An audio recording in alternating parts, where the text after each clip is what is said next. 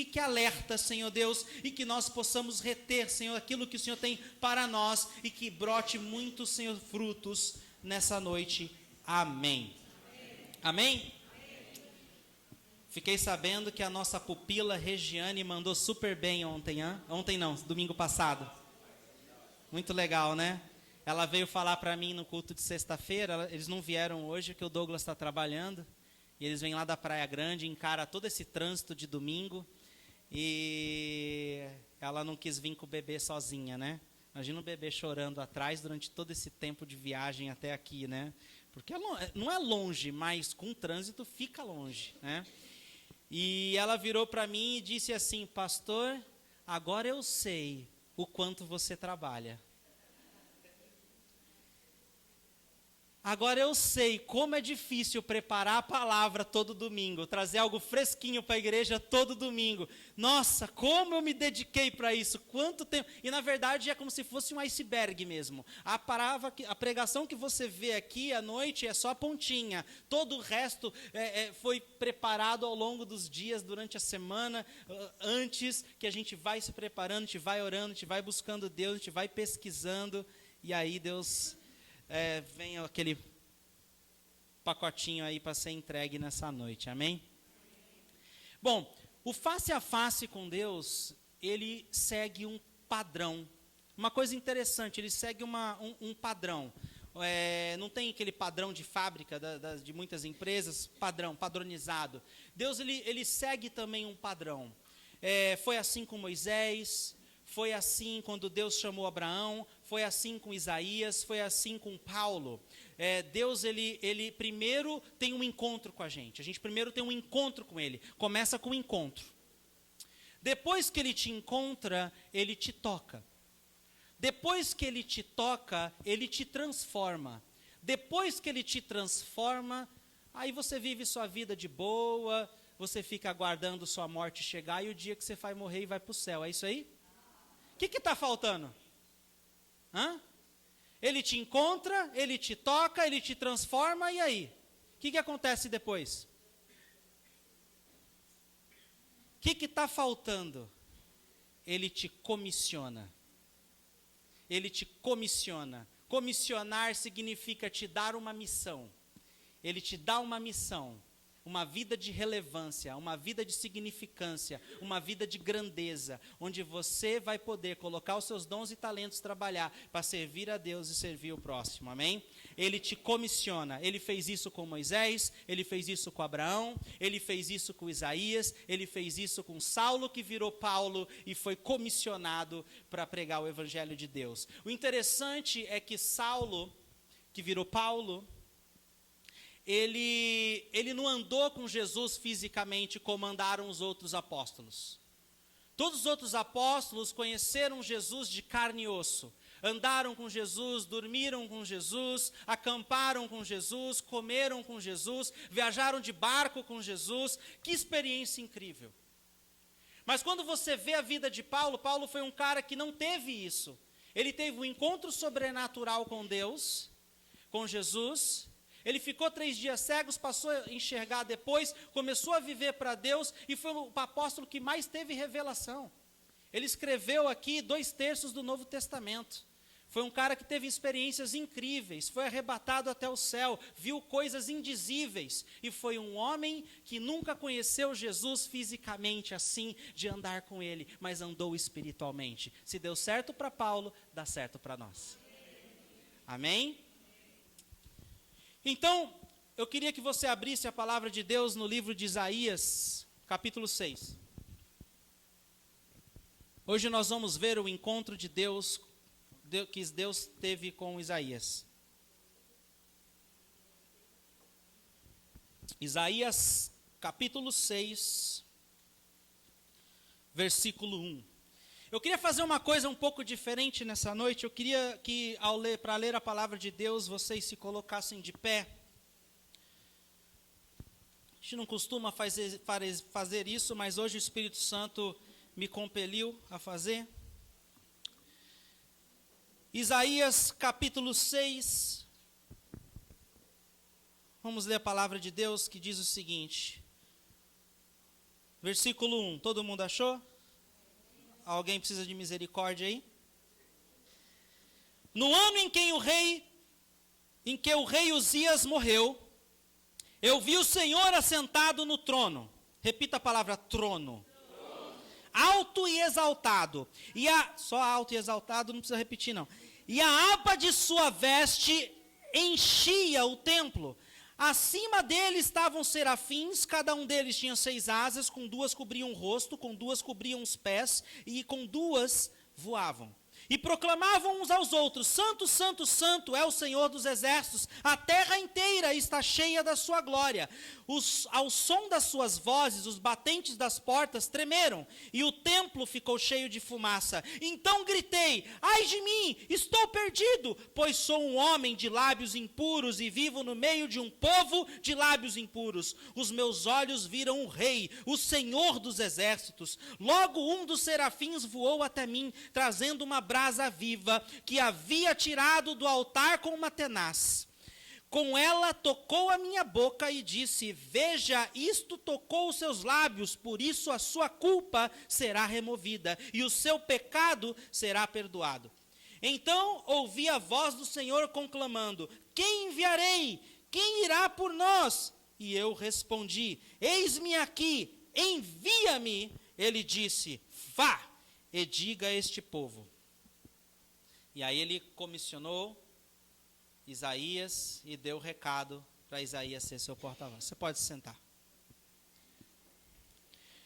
Então tudo começa com um encontro. Sua caminhada com Deus é um encontro. O encontro é o ponto de partida para a sua caminhada. E no encontro, o que Deus faz, Ele se apresenta a você. No encontro, Deus se mostra o quão real Ele é. Que existe uma diferença muito grande entre acreditar e conhecer. Tem uma diferença muito grande. Muita gente fala: eu acredito em Deus. Até o diabo acredita em Deus. Mas conhecer Deus é diferente. Andar com Ele, ser íntimo dEle é diferente. E Deus deseja que nós andemos com Ele, que nós o conhecemos. Porque quando você conhece, você fala com propriedade. Quando você conhece Deus, você tem experiências com Ele. Quando as pessoas começam a falar baboseira acerca de Deus, porque tem tanta fome no mundo, porque tem terremoto, porque tem gente morrendo na África, Deus não vê, você entende: não, eu conheço meu Deus, e isso não é obra dele, é obra do homem. Quando você só acredita e não conhece, você facilmente fica se dobrando para lá e para cá. Mas quando você aprende a andar com Deus e começa a conhecer, você sabe o quão maravilhoso Ele é. E no encontro que ele teve com alguns homens de Deus, ele sempre se apresentou. Logo no primeiro encontro, ele disse para Jacó: Jacó, quando Jacó teve uma visão do céu, ele viu uma escada, anjos subindo e descendo, e Deus disse para ele lá do alto: eu sou o Senhor, Deus de Abraão, seu avô, Deus de Isaque, seu pai. Depois ele disse para Moisés: Moisés, eu sou o Deus dos seus antepassados, eu sou o Deus de Abraão, eu sou o eu sou. Ou seja, eu sou separado da criação. Eu não fui criado, eu criei. Eu sou o Deus, Senhor dos senhores. E aqui a gente vê Isaías, Deus se mostrando para ele poderoso num trono. E aqui nesse caso a gente viu no versículo 1 que foi no ano em que o rei Uzias morreu. Nerce da Capitinga, morreu. No ano em que o rei Uzias morreu, eu vi assentado num trono alto e exaltado, né? Então, para você entender um pouco do contexto, o rei Uzias era um bom rei. Isaías era um bom homem. Isaías ali estava um pouco desesperançoso, e agora que nós perdemos um bom rei. Se nós vemos a história de Israel, nós víamos que quando havia um bom rei, toda a nação prosperava. Quando tinha um rei ruim, toda a nação perecia. E a gente vê aqui Isaías um pouco preocupado, com certeza: e agora? Nosso rei morreu. E aí ele tem essa visão que mostra para Isaías: o rei Uzias morreu, mas eu não. Não tem ninguém assentado no trono de Israel, mas eu permaneço sentado no trono de todos. Então, trono não é uma cadeira. Cadeira qualquer um senta. A gente vê aqui todo domingo, cada um senta aqui, depois o outro senta ali, depois o outro. Você tem teu lugar favorito, mas às vezes você chega atrasado e já tem gente no seu lugar favorito. Aí você vai para outro lugar e não tem problema, porque cadeira é assim. Agora, trono não. Trono é um lugar de destaque, trono é um lugar de autoridade, é um lugar de soberania. E no lugar do trono de Deus, só tem Deus sentado ali. Uma vez tentaram ameaçar o trono de Deus. Ameaçar ocupar o trono de Deus. Um camarada muito bobo, inocente, achando que podia muito, chamado Lúcifer. Ele tentou ameaçar o trono de Deus e imediatamente, ao tentar ir contra, não só ele, mas a terça parte do céu, vamos construir um trono acima de Deus para nós, para cima. Ele tentou, a Bíblia fala que como um raio cai da terra, na velocidade que um raio cai na terra, foi a velocidade que Satanás foi expulso do céu. Ele não conseguiu nem lutar, ele não conseguiu nem não conseguiu nem arregaçar a manga. Já caiu. Então o trono de Deus está seguro, amém? A maioria dos homens que tiveram uma visão de Deus, viram Deus no trono. Jó viu Deus no trono, Davi viu Deus no trono, os filhos de Corá, que escreveram vários salmos, viram Deus no trono, Jeremias, Ezequiel, Daniel, o apóstolo João. Em Apocalipse, escrito pelo apóstolo João, a palavra trono aparece mais de 35 vezes. Então Deus está no trono, amém? E o trono de Deus está seguro. Ninguém pode tomar o lugar dele. Eu lembro uma vez que eu queria fazer um estágio. Foi recomendado, quando eu recebi o chamado de plantar uma igreja, que eu fizesse um estágio de 6 meses nos Estados Unidos. E aí eu comecei a entrar em contato com os pastores da C3, da cidade de Atlanta, nos Estados Unidos. Vou fazer um estágio aí com vocês, legal, vamos organizar os detalhes. Eles estavam organizando os detalhes. Eu não podia trabalhar, porque eu ia com visto de turista não pode trabalhar nos Estados Unidos. Aí eu fiquei pensando, estava todo preocupado, liguei para o pastor lá, como é que eu vou viver? O que eu vou fazer se eu não posso trabalhar? Como é que eu vou pagar minhas contas? Com quem que eu vou morar? Como é que eu vou ter dinheiro? Imagina 6 meses em dólar, sem dinheiro. Né? Eu não tenho pai rico para me mandar dinheiro, como é que eu vou fazer? Aí o pastor virou para mim e falou assim, olha, a última vez que eu chequei, Deus ainda estava no trono.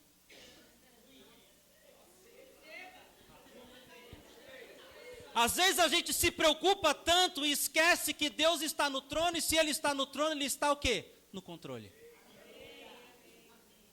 Amém? Não importa as circunstâncias que você está passando, Deus continua no trono, não se esqueça disso. Deus continua no controle, e Ele não é contra você, Ele é por você.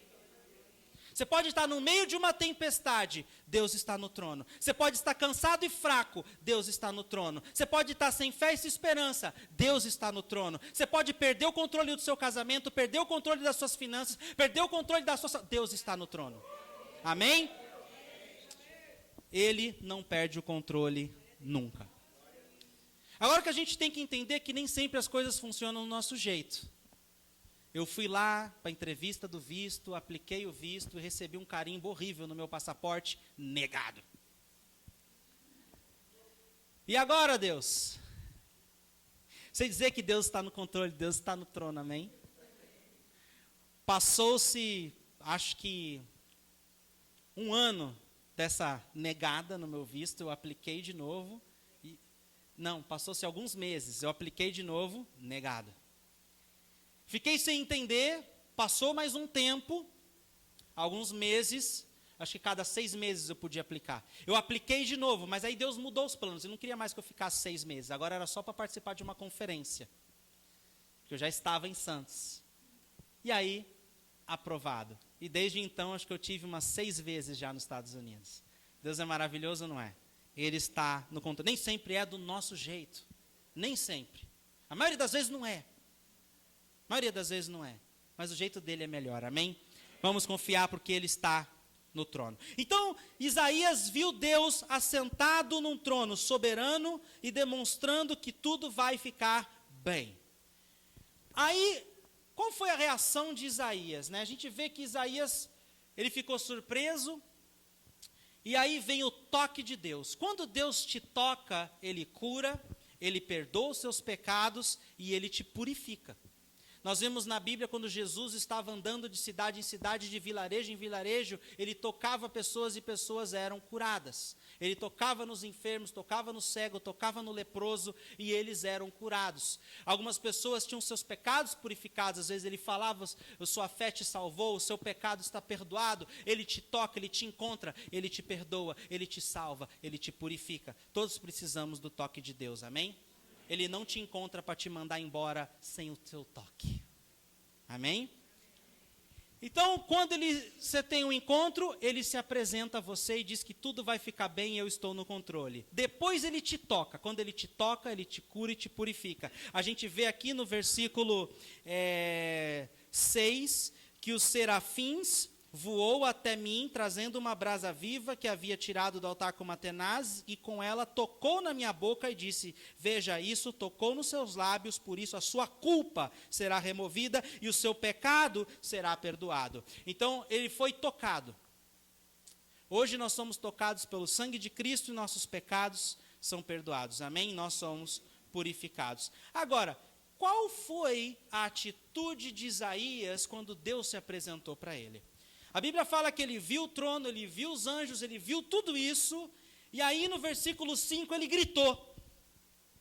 Quando a gente vê no versículo 5, a gente ouve o grito de Isaías. Olha como eu sou precioso para Deus. Olha como eu sou importante. Os meus olhos viram o Senhor. Eu não sou como essa gentalha de Israel. Eu sou importante. Eu sou de uma linhagem nobre. Os meus olhos.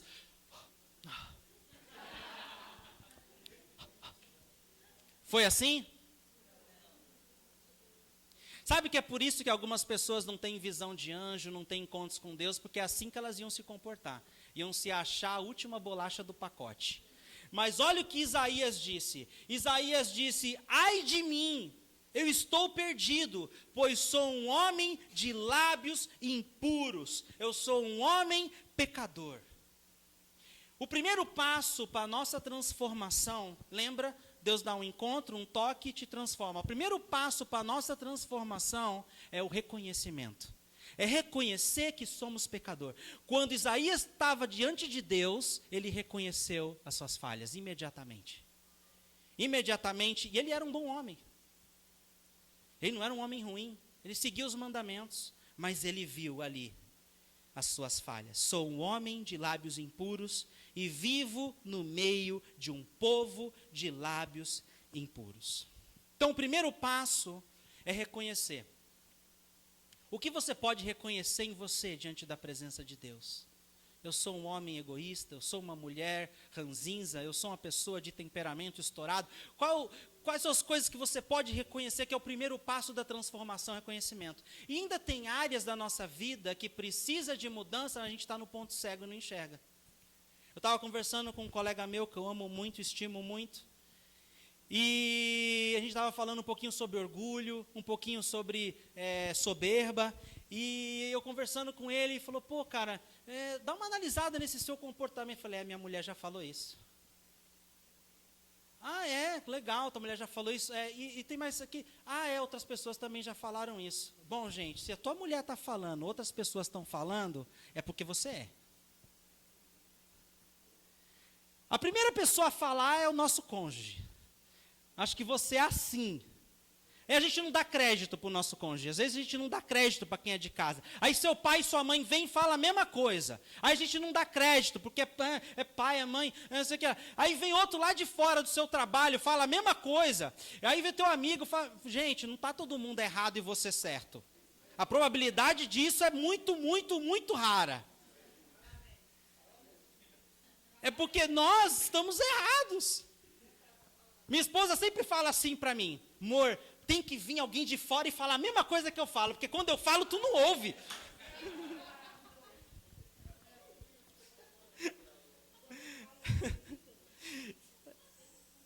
A implicância quando você fala. Mas, gente, O que a gente tem que entender é que quando Deus manda pessoas para nos ajudar nesse processo de transformações, e as pessoas quando falam algumas verdades para nós, a gente tem que dar ouvido, a gente tem que, porque às vezes você está mesmo num ponto cego e alguém vem e te orienta. Isaías disse, eu tenho lábios impuros, e é da nossa natureza ter lábios impuros, a gente nasce impuro.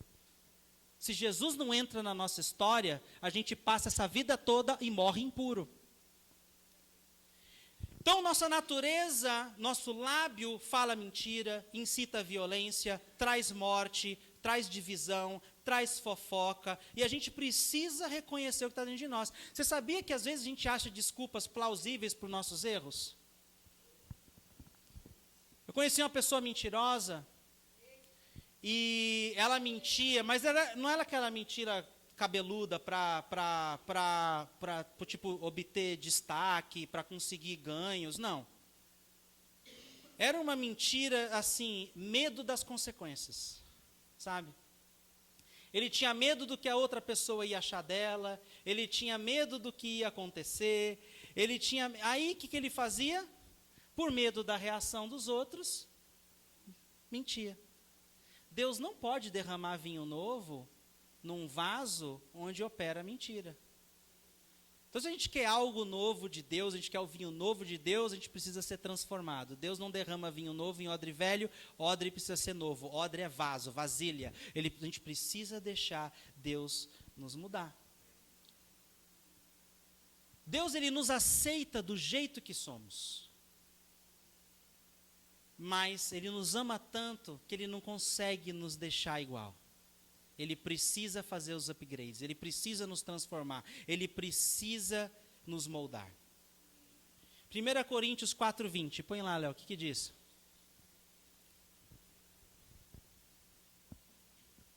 Pois o reino de Deus não consiste de palavras, mas de poder. Então, quando Deus te encontra, quando Ele te toca, não é só Ele, é o reino todo junto.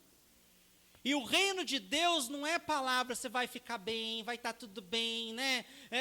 Às vezes palavras não preenchem o seu coração.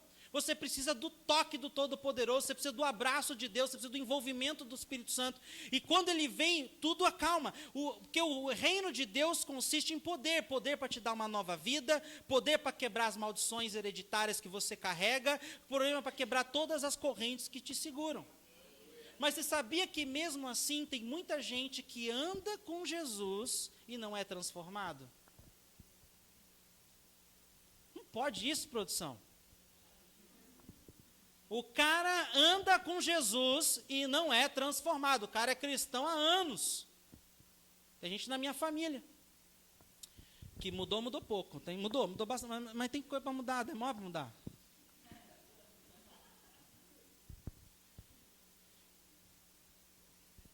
Judas andou com Jesus 3 anos, e lá vai alguma coisa, comeu com Jesus, dormiu no mesmo quarto que Jesus, viajou com Jesus e não foi transformado.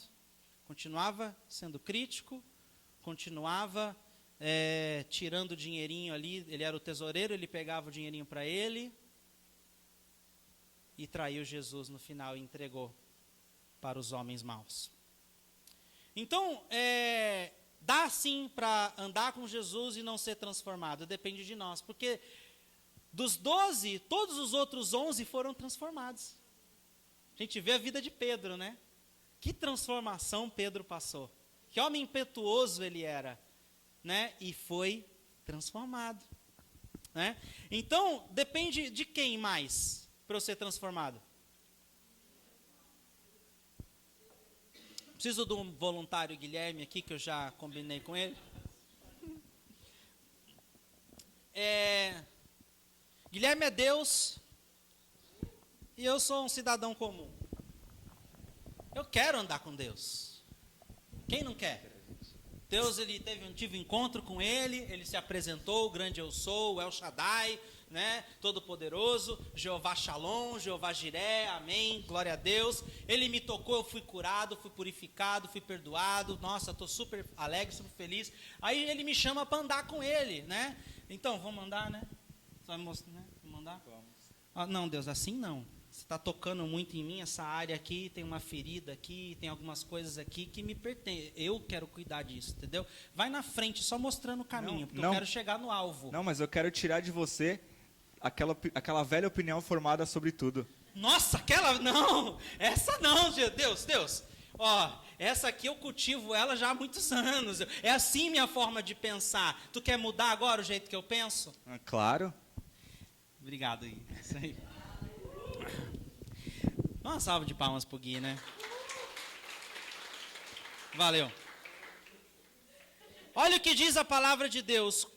Isaías 64, versículo 8. Contudo, Senhor, Tu és o nosso Pai, e nós o barro. Tu és o oleiro, e todos nós somos obra das Tuas mãos. Se eu não deixar Deus me tocar, eu não consigo ser uma obra dele. Se eu não deixar Deus me tratar, eu não vou conseguir ser uma obra dele. Se eu não permitir que Deus tire aquela minha velha opinião formada sobre tudo, se eu não permitir que Deus me mude de dentro para fora, se eu não permitir que tem gente que parece mussum ensaboado. Mussum ensaboado é uma gíria lá do Nordeste, que é aquela pessoa que escorrega, né? Que nem quiabo liso, tu pega e escapa. Deus vai lá, põe a mão, o cara escapa, né? E Deus vai lá, põe a mão. Eu fui assim por muitos anos. Muitos anos eu caminhei com um pé no mundo, um pé na igreja. Toda vez que Deus vinha colocar a mão em mim assim, eu escorregava. Eu escorregava, passava pelos dedos assim, né? E Deus, aí um dia ele me pegou bem pegadinho mesmo. Aí não teve jeito. Aí eu decidi ficar. Deus, agora me trata mesmo que eu não vou mais correr. E é a melhor decisão que você faz. É a melhor decisão que você faz. Porque você é um barro na mão do oleiro. E olha, não é um toquinho. Porque o oleiro não faz um vaso, um jarro, uma vasilha, nada, só com um toque. Ele fica lá assim, ó. Gente, quanto tempo demora? O negócio fica girando. Se você girar muito, você fica tonto. Você fica lá girando. Aí fica lá. Você tonto e Deus lá. Aí ele põe a mão dentro. Gente, dentro, aqui, ó, naquele lugar lá que você esconde de todo mundo, até da tua esposa, do teu esposo. Aí ele vai lá. Depois ele vai pro forno. Vai pro forno. Aí ele tira do forno, bota na prateleira. Na prateleira, o tempo de prateleira. Eu fiquei muito tempo na prateleira. Quando Deus vai começar meu ministério? Quando Deus, a igreja vai nascer? Quando Deus nós vamos impactar? E lá na prateleira, ali, anos na prateleira. Ainda não, filho. Aí depois a prateleira, às vezes o oleiro pega, acho que precisa voltar pro forno. Ele vai lá e bota mais um pouquinho no forno, fica mais um tempinho lá, e você não aguenta mais, você quer ser usado por Deus. E aí chega o seu dia e você se torna um vaso de honra, e Deus derrama vinho novo sobre você. Mas aprenda, há um processo, e eu preciso deixar Deus colocar a mão em mim.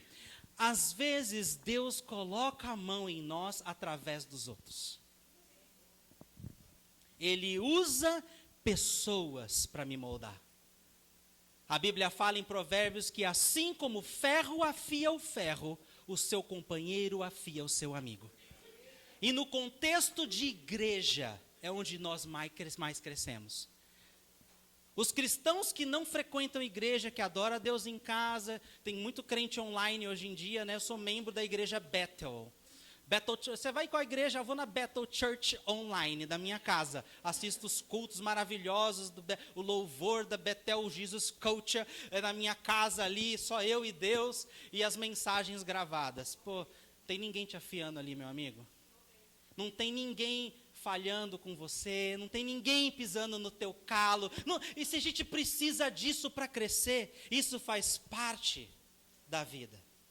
Eu vou mostrar uma cena para vocês de um filme muito legal que eu gosto muito. Vocês vão lembrar da cena desse filme. Eu adoro esse filme, A Volta do Todo-Poderoso.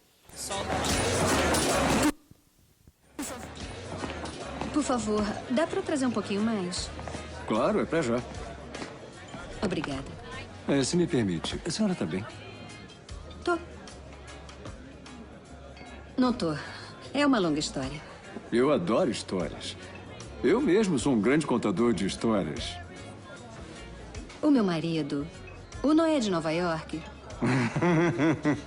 O que está construindo a arca. esse mesmo. Eu adoro essa história. Noé e a arca. Olha, muitos não entendem essa história. Pensam que fala da ira e da fúria de Deus. Adoram quando Deus fica zangado. Então a história da arca é sobre o quê? Eu acho que é uma história de amor. De acreditar uns nos outros. Sabe que os animais apareceram em pares? Ficaram juntos lá, lado a lado. Assim como Noé e a família. Todos entraram na arca, lado a lado. Mas meu marido disse que Deus ordenou que ele a fizesse. Como é que eu lido com isso? Parece uma oportunidade. Deixa eu fazer uma pergunta. Se alguém rezar pedindo paciência, acha que Deus dará paciência? Ou Deus dará a oportunidade de ser paciente? Se pedimos coragem, Deus dá coragem ou nos dá a oportunidade de sermos corajosos? Se alguém pede que a família seja mais unida, acha que Deus une a família com amor e alegria? Ou dá a eles a oportunidade de se amarem? Bom, eu vou correr. Muita gente para servir. Aproveite.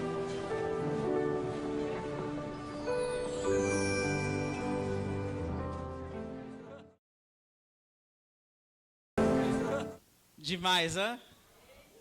Que cena fascinante, hã? Você está aproveitando essas oportunidades? Você pede por algo, Deus te dá a oportunidade. E a gente escolhe aproveitá-la ou não. E muita gente tem caminhado rejeitando as oportunidades que Deus manda, porque não entende que essa oportunidade que Deus dá é a resposta para a tua oração. É a resposta para a tua oração. Uma pessoa pede paz, Deus vai instantaneamente gerar paz ou Ele vai te dar oportunidades? Ele vai te dar oportunidades. E Ele te dá oportunidades. Várias oportunidades. Se você perder uma, Ele dá outra. Se você perder outra, Ele dá outra. Deus é um Deus maravilhoso. Mas quanto mais oportunidades desperdiçamos, mais tempo demora para a gente obter nossas respostas. Mais tempo demora para a gente viver nossa melhor vida. Que a gente possa aproveitar as nossas oportunidades. Amém? Oportunidades de crescimento. Oportunidades de ser uma bênção. Lembra do desenho que eu fiz aqui? A Bíblia fala, né, vamos recapitular. No encontro, Deus se apresenta para nós. Ele se apresenta como todo-poderoso, como alguém que está no trono e alguém que está em controle. Depois Ele nos toca, Ele nos purifica, nos perdoa, nos salva. Depois Ele quer continuar nos tocando, porque aí Ele nos transforma. Ele coloca pessoas, às vezes, na sua vida, nas nossas vidas, para elas nos ajudarem a nos afiar e a nos preparar para o nosso chamado, para o nosso destino, para a nossa melhor vida. Ele nos dá oportunidades para que a gente obtenha, alcance aquilo que a gente almeja. Então, a Bíblia também diz que do nosso interior fluirão rios de águas vivas. Eu estava meditando nisso, a palavra vem rios, e rios está no plural. Então Deus quer te fazer, não quer te fazer só um rio.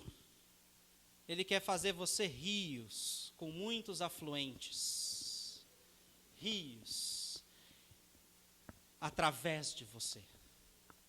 E um afluente vai ter generosidade. Um desses outros afluentes vai ser hospitalidade. Outro afluente vai ser amor.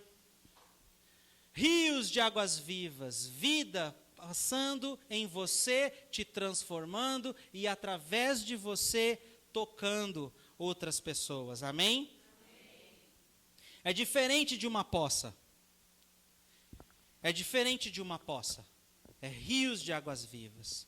Outra vem o perdão. E aí vem vindo generosidade, hospitalidade, amor, perdão, fé, esperança, e Ele quer fazer fluir todas essas coisas através de você. A Bíblia fala que toda a criação almeja pela revelação, pela manifestação dos filhos de Deus. Se você é filho de Deus, você precisa se manifestar. Se você é filho de Deus, você precisa se tornar rios de águas vivas. E essas coisas precisam fluir em você e precisam fluir através de você. Amém? Ele quer te transformar, amém?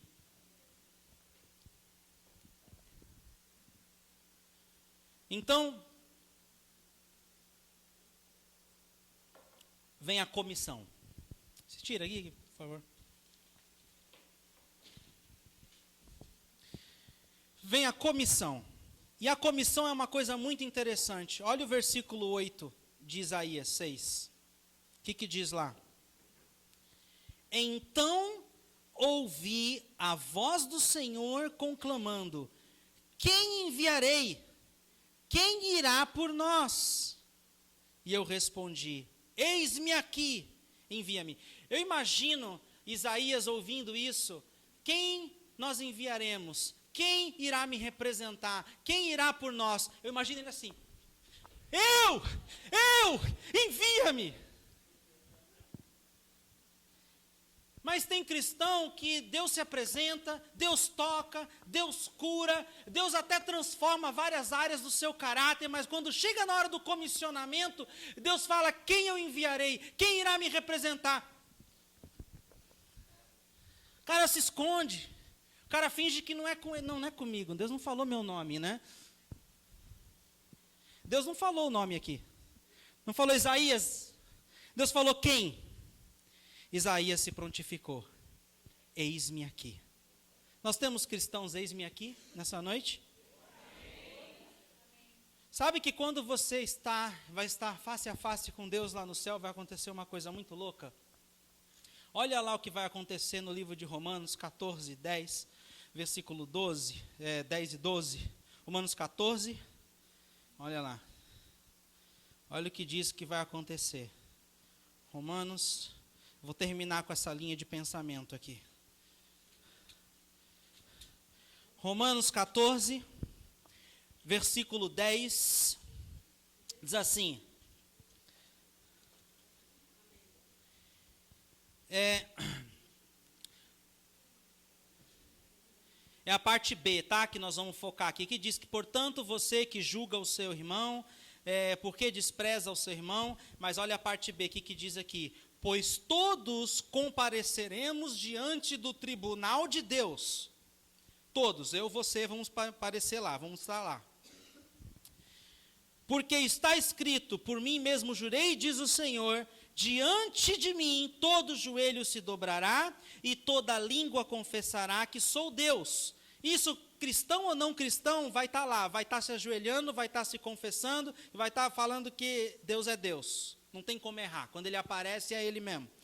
E no 12 diz: assim cada um de nós prestará conta de si mesmo a Deus. Eu vou prestar conta se eu fui um eis-me aqui, ou se eu fui um daqueles que me escondi. E Jesus dá uma palhinha muito boa sobre isso. Jesus dá uma prévia de como esse momento vai ser. Quer saber qual que é a prévia? Vem chumbo aí. Mateus 25.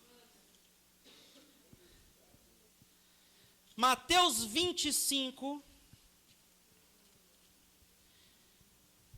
Mateus 25 é depois de Mateus 24.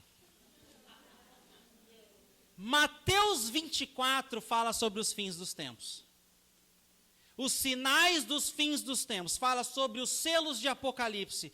E é muito interessante que nós já estamos aqui no quarto, quinto selo quase, já quando vier o sexto selo é o blackout, Jesus vai rasgar o céu e vai aparecer. Nós já vivemos o primeiro selo, o segundo selo, terceiro selo, o quarto selo, que falam que são os princípios das dores. A mulher quando está de parto, ela começa a ter várias dores. Chega o momento da cria, vem à luz o bebê, é a mesma coisa. Nós estamos nos princípios das dores, já está começando. A qualquer momento o céu vai rasgar. Então uma coisa interessante, Jesus fala aqui do final do fim dos tempos, no capítulo 24, aí chega no capítulo 25, ele fala a parábola das 10 virgens, que também tem uma simbologia com o vinho de Jesus, das virgens indo para o casamento, para a festa. Depois, na parábola dos talentos, também fala sobre as pessoas que aplicaram o seu talento, quem não aplicou, servo mau, servo ruim, vá para a perdição. O outro que aplicou o seu talento e fez multiplicar o talento,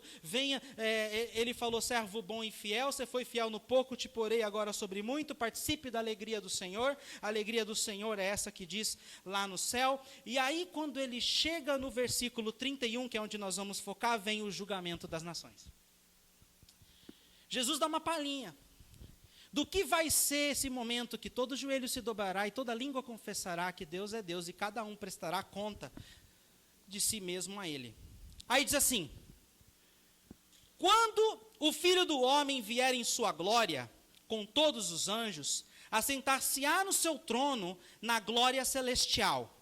Todas as nações estarão reunidas diante dele, e ele separará uma das outras, como o pastor separará das outras, como o pastor separará as ovelhas dos bodes.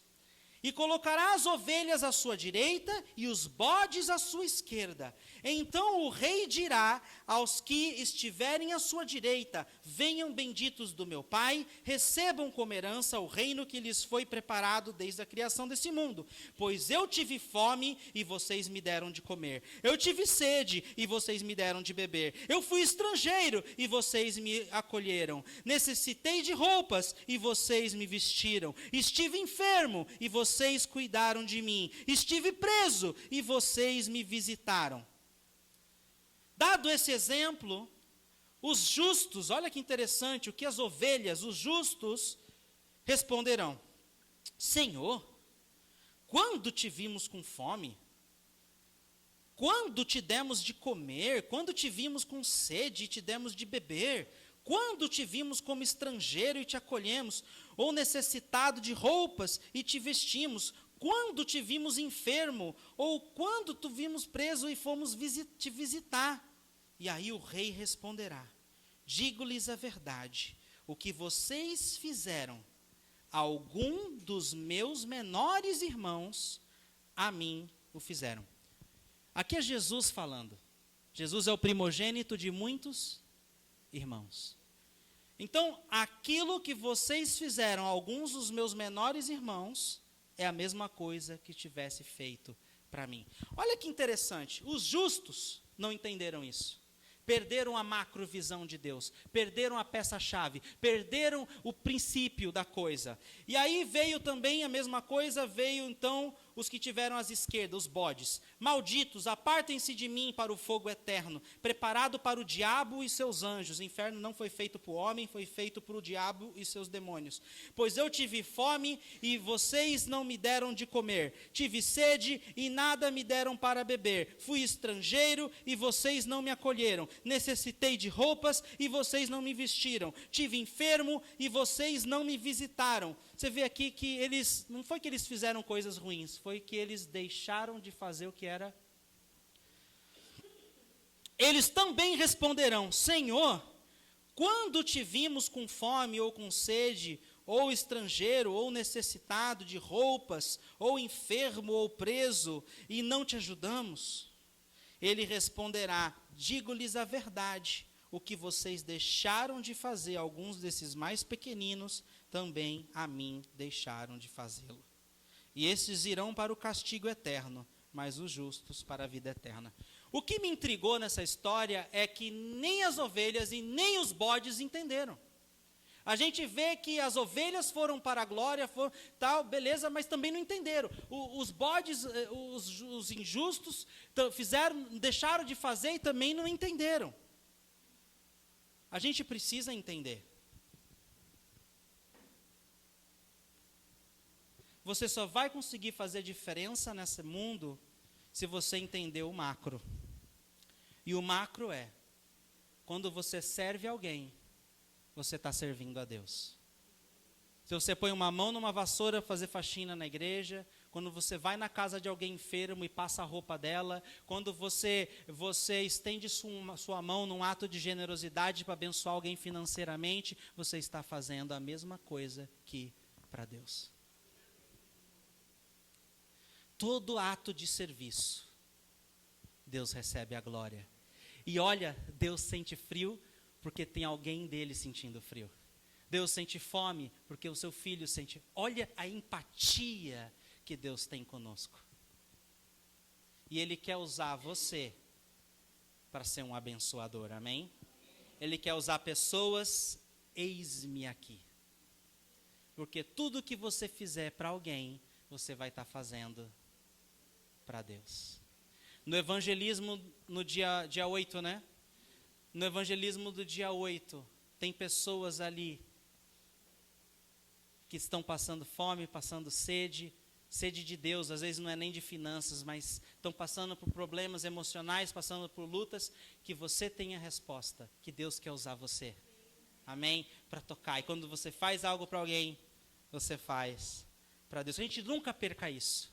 Porque quando ficar difícil, é difícil às vezes servir, as pessoas são ingratas, tem gente que não vai te dizer obrigado, tem gente que vai depois te apunhalar pelas costas, mas quando você entende, e intencionalmente você faz, porque você sabe que você faz para alguém a mesma coisa que fazer para Deus, você faz com alegria, você faz com amor, você faz sem ter algo em troca, porque é da natureza humana, quando você abre a porta para alguém, o que você espera?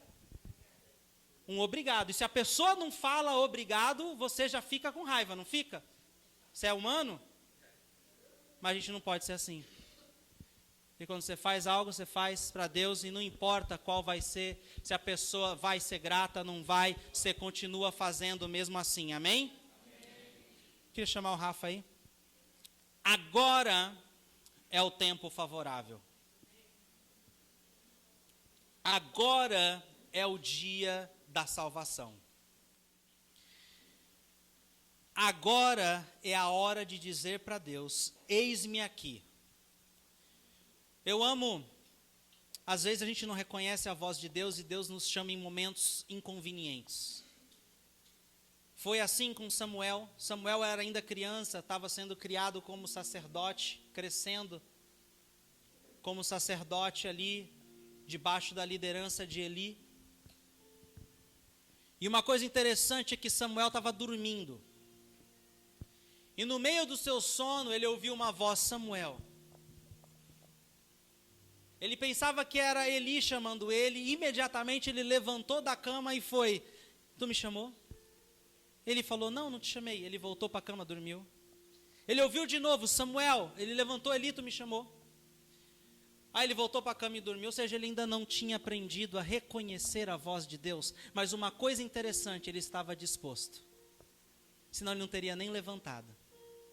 Quantas vezes Deus nos chama e a gente, Deus, estou ocupado. Deus te chama, você fala, Deus, estou com sono. Deus, estou fazendo algo importante aqui. Deus, estou no meio de um negócio meu aqui. Agora o interessante é que ele disse, quem está te chamando é o Senhor. Quando ele te chamar de novo, você fala, eis-me aqui, pois o teu servo ouve. E Deus chamou ele de novo, Samuel. Aí ele aprendeu, é Deus falando, eis-me aqui, o teu servo ouve. Deus quer levantar uma geração de eis-me aqui. Uma geração disposta a ouvir a voz de Deus e atender o chamado. Você vê que quando Deus chamou Isaías, em nenhum momento Deus falou, deixa eu ver seu currículo, deixa eu ver os seus talentos, as suas qualidades, deixa eu ver. Não, a disponibilidade já era o suficiente. A prontidão em dizer eis-me aqui, a prontidão já é suficiente. O que Deus espera de nós é só isso.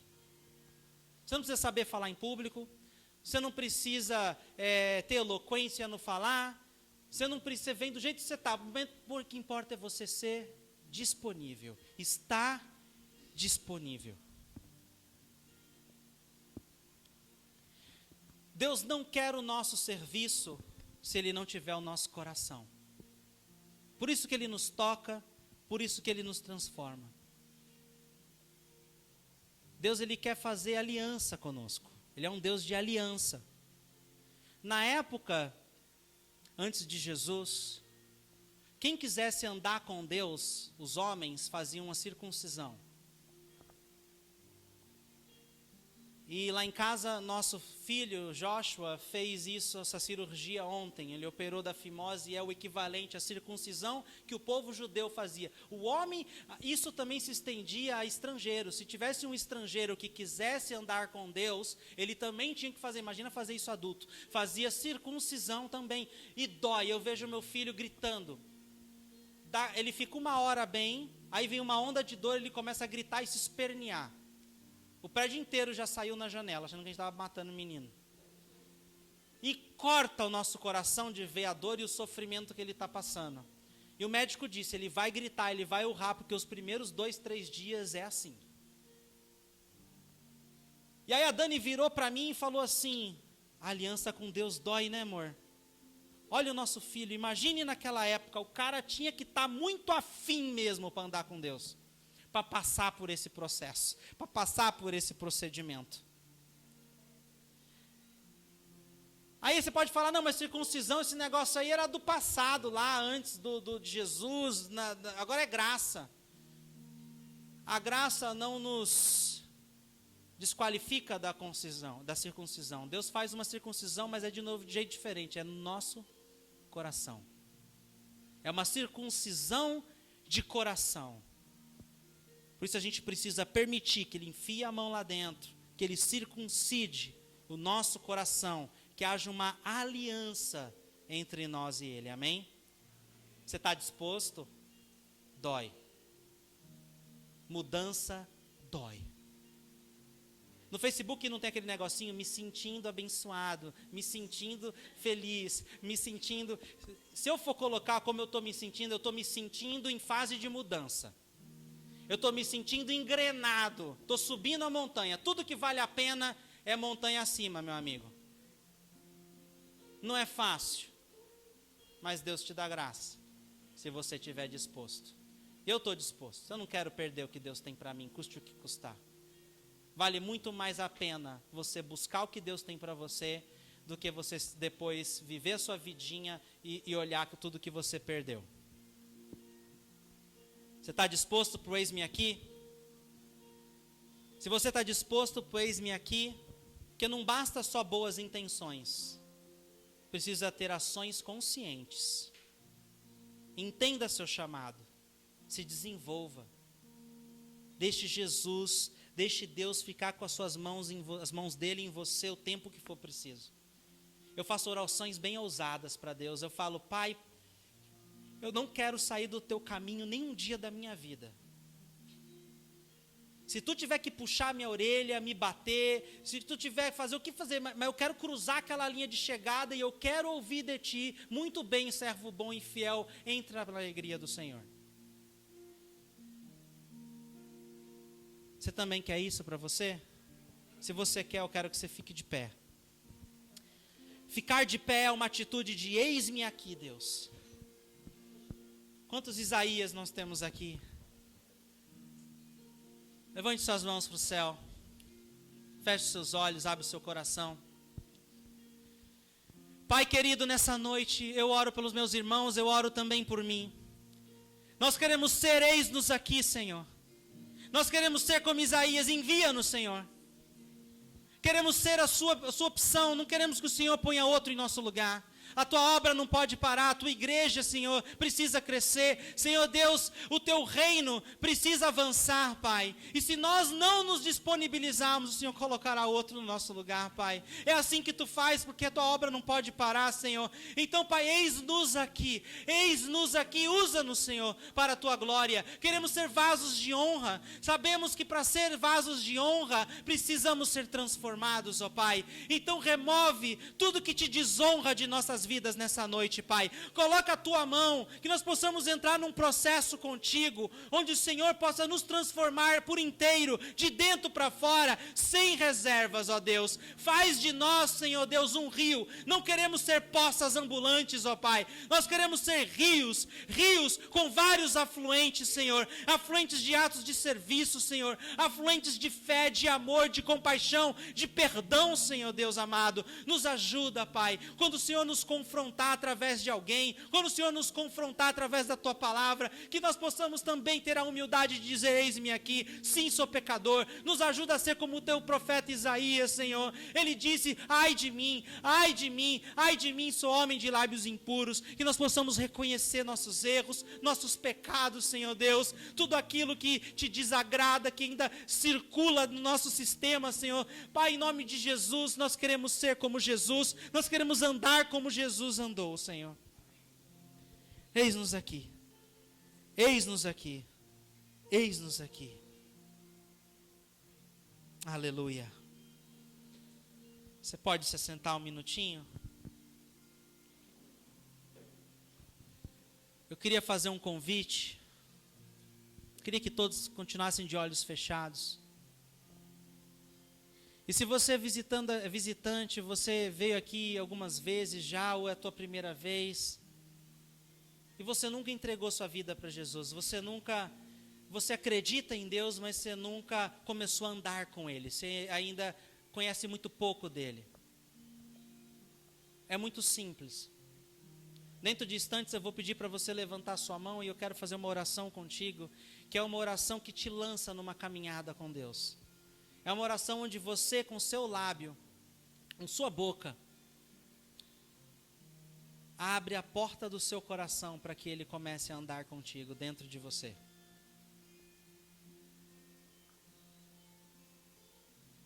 Talvez você já fez essa oração, Deus já andou com você, mas por algum motivo o seu coração se esfriou. Por algum motivo você se distanciou do Pai. Por algum motivo você se ofendeu e você foi se fechando e se desviou dos seus caminhos. E hoje Ele te chama de volta. Hoje Ele te chama de volta. Se esse é você, também queria que você levantasse sua mão. Porque hoje será um tempo de reconciliamento, de reencontro com Deus. Amém, já vi sua mão. Amém, já vi sua mão. Talvez você se enquadra num terceiro cenário. Você não tem certeza que se você morrer hoje, você vai para o céu. Você acha que você é uma boa pessoa. Não, eu sou uma boa pessoa. Eu acho que eu vou para o céu. Esse é um ponto muito importante para você ficar só achando. É um ponto que precisamos ter certeza. E essa certeza é selada no nosso coração no momento que a gente convida Jesus para morar em nós. Se você não tem certeza que você vai para o céu, eu queria que você garantisse essa certeza nessa noite. Eu queria orar contigo e a paz de Deus vai invadir você. Há mais alguém aqui? Se você gostaria de fazer essa oração comigo pela primeira vez, ou você gostaria de retornar para Ele, ou você gostaria de ter essa certeza da sua salvação e do céu. Mais alguém? Amém. Queria que vocês olhassem para cá. Vocês que levantaram a mão, queria muito orar por vocês. Vamos ficar todo mundo de pé?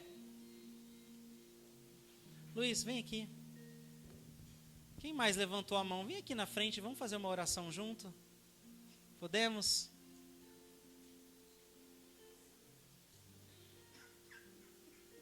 Esse é um momento precioso demais, é um momento muito importante. Deus te ama.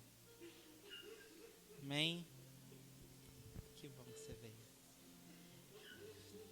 Queria que vocês repetissem comigo. Consegue repetir comigo? Vamos repetir todos?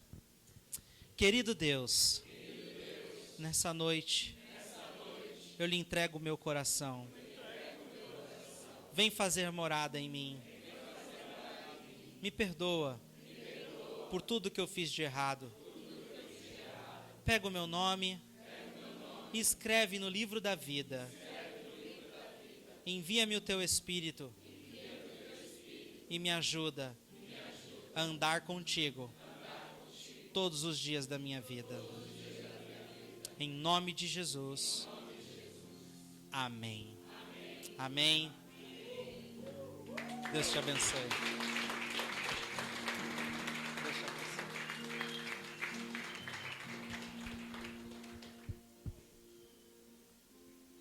Aleluia.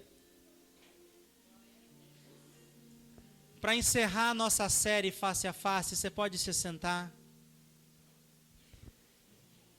Eu quero dar uma última dica para você. Como vai ficar o seu relacionamento com Deus de agora em diante?